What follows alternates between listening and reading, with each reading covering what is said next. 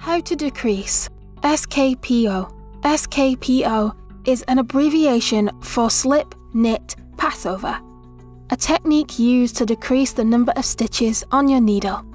It's also known as a left-leaning decrease. Work your pattern until you reach the section to make the decrease.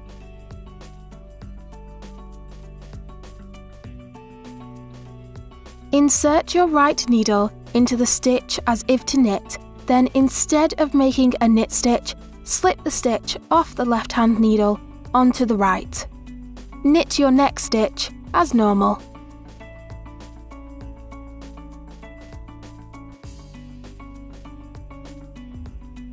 Now we'll pass the slip stitch over the knit stitch on your right-hand needle.